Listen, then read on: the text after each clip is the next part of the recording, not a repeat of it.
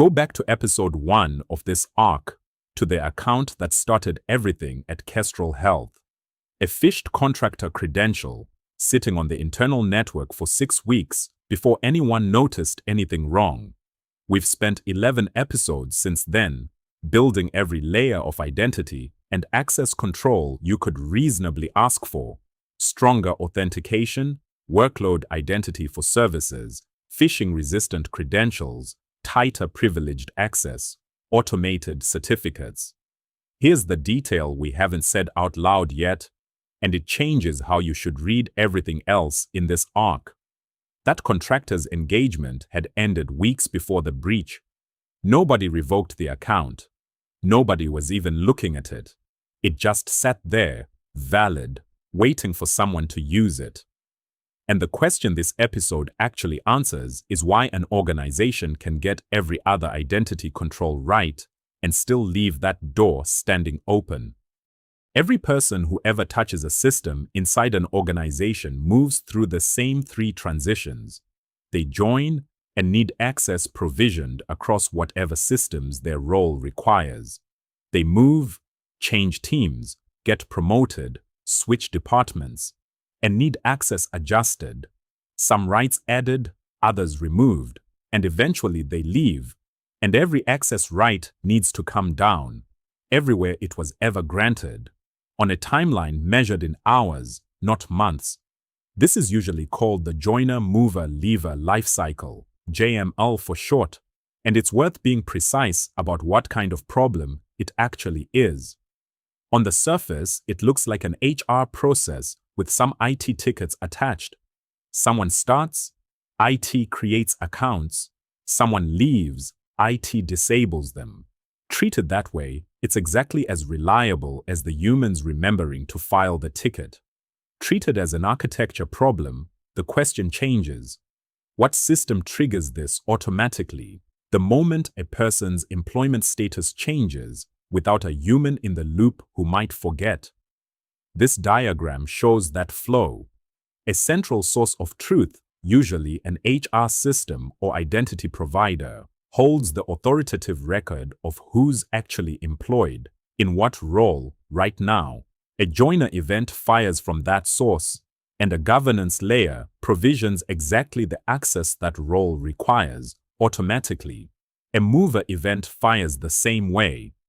New access added, old access actually removed, which is the specific failure mode that quietly builds.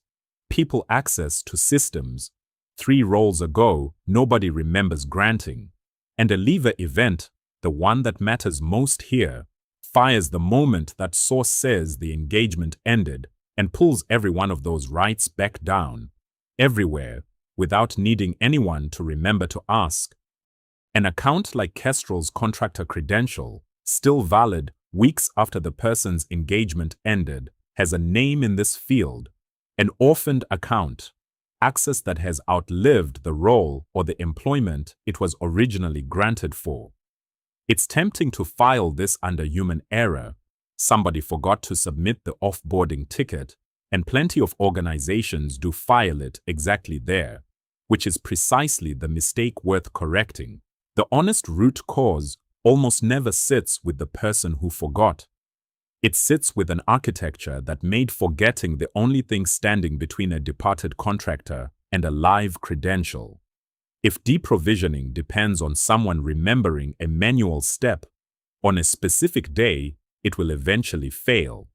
Not because anyone was careless, but because manual and unenforced was the actual design. This is almost always traceable to one pattern. Identity provisioning bolted onto each application independently rather than architected centrally from one authoritative source. Application by application, over years, whoever built each system's login also built its own account creation process and its own, often non-existent, process for removing excess later. Nothing wires those independent decisions back to the one place that actually knows, authoritatively, whether the person is still engaged. The scheduling system didn't know the contractor's engagement had ended, neither did billing. Neither in Kestrel's case did whatever let that account keep working for 6 weeks. Not negligence in the moment, but an architecture never built to tell anyone. The fix has a name, and it's an actual published standard, not a vendor's marketing term for its own product. SCIM, System for Cross-Domain Identity Management, defined in 2 IETF documents, RFC 7643 for the schema, RFC 7644 for the protocol. It exists to solve exactly the gap the last scene described: provisioning and deprovisioning that's automated, standardized, and centrally driven, instead of bolted on per application. What SCIM specifies is fairly narrow and exactly as boring as a good standard should be. A common schema for representing users and groups as structured data. The same fields, the same shape, regardless of which application is receiving them. And a REST API built on that schema. A post creates a user in the target application. A patch updates their attributes or group memberships. A delete removes them entirely. A central identity source, the same HR system or identity provider that anchors the JML model, pushes these calls to every connected application the moment a joiner, mover, or leaver event fires, using one consistent protocol instead of a bespoke integration per app. The architectural payoff: once an application supports SCIM, connecting it to central identity governance is a standard integration, not a custom project every app owner has to build and maintain. Deprovisioning becomes exactly as automatic and reliable as provisioning, because both are driven by the same event, through the same protocol, from the same source. A contractor's engagement ending in the HR system can, correctly implemented, trigger a CM delete call to every connected application within minutes, not weeks. SCIM closes most of the gap, but it's worth being honest about where it doesn't reach. Automated provisioning only works for applications actually wired into it, and any real organization accumulates exceptions. A system too old to support SCIM's API, an account created manually during an outage and never properly registered, a role change too unusual for the standard mapping rules to anticipate. None of that means the architecture failed. Automation alone was never going to be a complete answer for every case an organization produces. The control that catches what automation misses is the access review, sometimes called recertification, a periodic, structured process where whoever owns a system or a person's manager explicitly confirms that a specific person's access is still needed right now, not whenever it was originally granted. Run quarterly or twice a year, done properly. This is what surfaces the account SCIM never touched, because nobody ever connected that application to the central identity source at all. What makes a review real, architecturally, rather than theater? It requires an actual decision from someone with actual visibility into whether the access is still justified, and it removes the access by default if nobody responds, rather than defaulting to keep. A review that quietly renews everything nobody objected to isn't a governance control. It's a compliance record showing a control existed, which is a very different thing to have actually built. This ties directly back to episodes 7 and 8 in this arc. OIDC and SAML, the Federation protocols covered there, answer a specific narrow question extremely well. Is the person presenting this credential right now actually who they claim to be, and is their session still valid? That's authentication, and strong authentication is genuinely necessary. Nothing here argues otherwise. What OIDC and SAML were never built to answer is a different question entirely. Should this account exist at all at this point in time?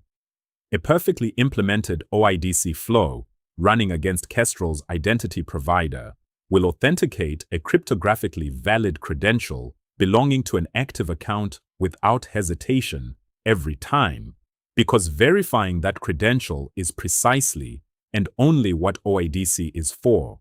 It has no mechanism for asking whether the human behind it still has a legitimate reason to hold it.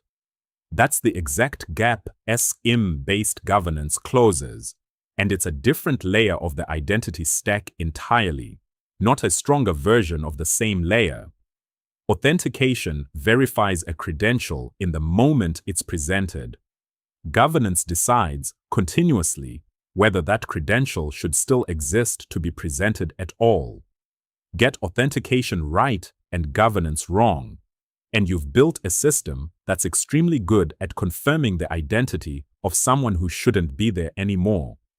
Apply that distinction to Kestrel's actual breach, and the full picture comes together. The phished credential the attacker used was, technically, completely legitimate. A real account with real, valid access, belonging to a real contractor who had, at some point, genuinely needed exactly that access. Every authentication control covered across this arc would have waved it through without hesitation, because none was built to ask the one question that actually mattered. Stronger authentication from episodes 7, 8, and 10 wouldn't have caught this. Federation and phishing-resistant credentials both assume the account being authenticated should still exist, and this one was, on that count, indistinguishable from any legitimate contractor logging in on a normal day. Workload identity from episode 9 governs how services authenticate to each other, not human accounts. Privileged access management from episode 11 governs elevated and break glass paths, and this was an ordinary standing account, outside that control scope entirely. Certificate automation from episode 12 governs machine credentials, a different identity category altogether. The only control positioned to catch this was the one this episode covers. An architected joiner-mover-lever process that would have fired a lever event, and a CM-driven deprovisioning flow that would have pulled that account's access the same week the engagement ended, weeks before the breach happened at all. Every other identity control this arc built was necessary. Not one was sufficient, because none was designed to ask whether the account itself should still be there. That's the specific, narrow gap this episode closes, and the one piece of Arc 2 Kestrel never actually had. 3 mistakes recur here. First, treating offboarding as a checklist item inside an HR process rather than an automated trigger wired into the architecture. A document telling someone to remember to revoke access protects nothing that a missed step or a busy week can't quietly defeat. Second, building custom, bespoke provisioning integrations for each new application instead of adopting SCIM as the standard. So every new system is another fragile, hand-built connection that can silently stop deprovisioning correctly without alerting anyone. Third, running access reviews as a rubber stamp exercise.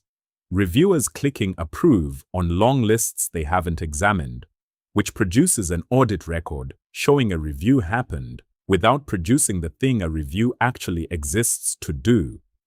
That closes Arc 2. Identity is the new perimeter.